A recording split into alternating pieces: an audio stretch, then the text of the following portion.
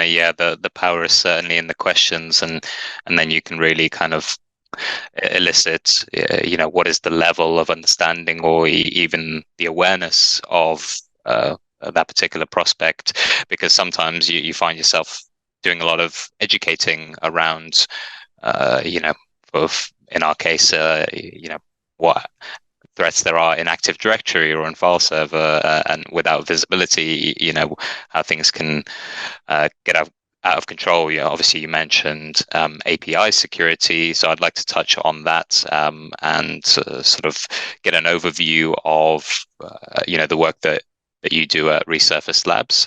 If you could touch on that, please.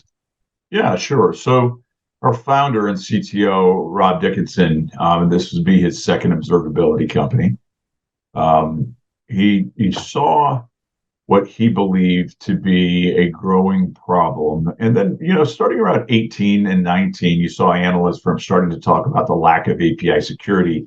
At the same time, the explosion of API usage was happening, and only made even more crazy by COVID and everybody having to be able to operate from home, and app explosion happened, and telecom moved from the mobile networks to 5G, which were all APIs. So Rob built a platform that very much focused on API security and API observability. You can't really separate the two. Mm-hmm. He did a couple things differently than anyone else in the space. He said, look, if I'm going to be targeting banks, healthcare organizations, high-tech organizations, their volume levels are going to be very high. They're going to be subjected to the most stringent data privacy, data residency rules, regulations, and laws in the world. So what do we do in order to be able to do the best job at analyzing their API traffic, knowing that they have all these regulations, putting constraints on their data? So when he developed Resurface Labs and our product in something particularly unique, which is a first-party solution only. We are cloud platform agnostic, and you can look at our website today and see we'll stand up on virtually anything, but we only do it in the client's environment. That's because we want to do a couple things differently than other vendors can. We want to see 100% of their API traffic, the complete request and response data sets. We want to see it all so that we can understand and alert either a software anomaly, something's wrong, slow performing, whatever that might be, or an outright attack or a leak or whatever might be happening. So we get to see, because we are first party in their controlled environment, their data never leaves their environment. We're able to see 100% of the API traffic in runtime. The second thing we're able to do is create a data lake of at least their last 30 days of their API traffic. And they really use that for threat hunting. So in the middle, you get a new 0 day, a new log4j pops up. We have a search tool built into that database that allows you immediately to query it and find out if you've been impacted, which APIs have been impacted, sometimes down to the line of code. So you have the ability to prioritize your remediation and understand your risk immediately. And the competitors can't really do that. If their data is all sitting in a third-party environment, much of that API traffic has to be redacted before it's able to be sent out. They can't necessarily create that total data lake. Now, they may be able to create one with what they have, but they don't have the complete request and response data set. So it's a pretty unique proposition. And the people who like it the best are those verticals who, when you tell them they can do it in their own environment, yep, I would never send that data out. Mm-hmm. Yeah, pardon my ignorance, but what would a breach in progress or a threat look like? Because apparently I've heard this is a growing threat vector, and I've heard buzzwords thrown around like north and south, east and west. Can you tell me what that looks like? Yeah. Educate me.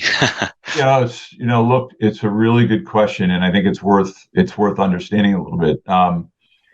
There's, in terms of the terminology, north and south are your external facing APIs, your east and west are your internal. And risk comes at a very high level in a couple different ways. First of all, almost every one of the prospects that we work with does not have a complete understanding of the totality of either one of those vectors. they don't necessarily know. A lot of the times it's because they've been part of M&A, people have come and gone within the organization. It wasn't well documented. Not everything went through the API gateways. A lot of different variables can tie out to that. The second thing is on the East and West, a lot of organizations have not had a great policy for who's able to stand up an API within the organization. And sometimes you'll have people standing up because it's easier, they believe, to move stuff back and forth. But now you've got this API that's kind of rogue. No one knows about it other than a couple users, but there was no security implied in the beginning or the construction or whatever. So one of the things we find is most helpful is, as an API security vendor and an observability vendor, is to be able to connect with whatever existing technologies they have and use our own discovery tools to give our clients for the first time a holistic view of their API traffic, which includes everything they know about, but also those rogues, those zombies, or whatever you want to call them, so that they understand everything in one place. And then understanding the outcome of all their API traffic. So if they've got things that are qualified or classifying as a leak, tell me what those are so that we can get in front of that and stop that. Do we have things that are active attacks, which are more prevalent than people realize?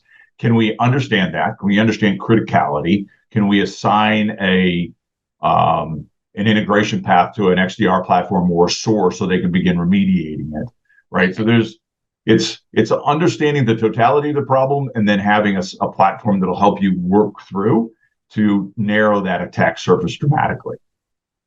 Okay, fantastic. Yeah, sounds enlightening.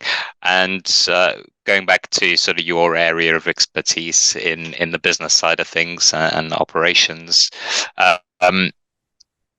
you've touched a little bit about the tech around Resurface Labs.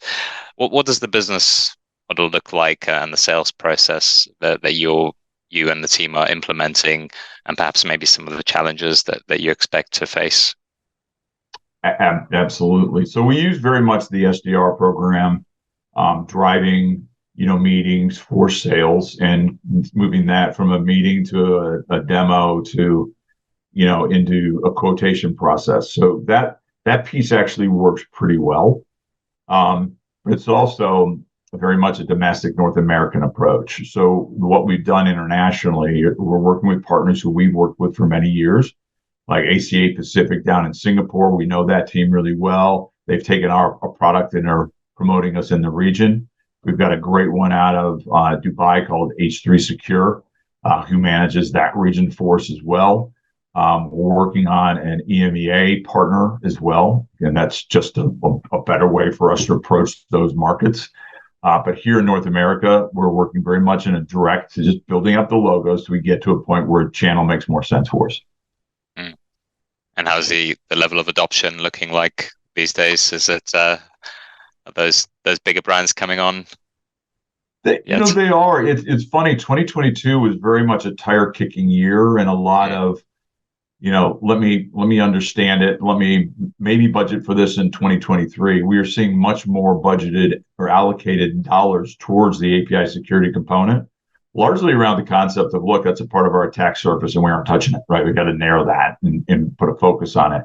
So 2023 has been a much more fruitful year, and you're finding companies that fit into our verticals, our target market size, our price point, have a budget this year, which is great.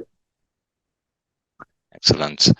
And it's the pricing is along the per API no, we simplified model. It. So it's a really good question. So Rob built our technology based on the Trino database structure, and Trino was formerly the Presto group at Facebook. It's an open source database structure, but it deploys in nodes, and we have our basic platform, which is about 1 million to 2 million calls per node, and it's really down to the node. It's 18 grand a year per node. If we do the super high volume, we're doing upwards of 100 million calls per node, and in that environment, it's $36,000 per node per year. So we don't care about the number of endpoints you have. We don't care specifically about calls. It's really about the database, and that's the trigger for us. And your call volume and size dictates that.